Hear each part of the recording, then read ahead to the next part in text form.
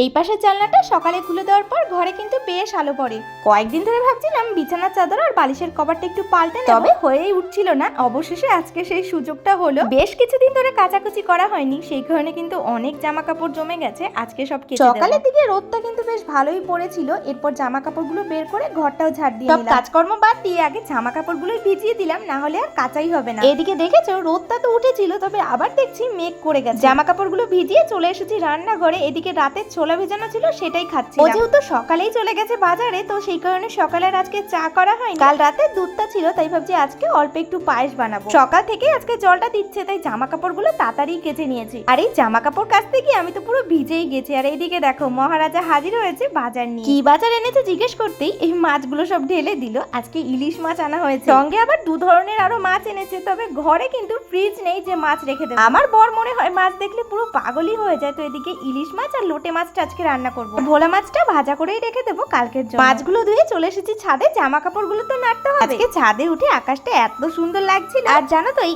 এতগুলো জামা কাপড় কাচতে গিয়ে আমি তো পুরো ভিজেই গেছি। এখন স্নানই করে নেবো।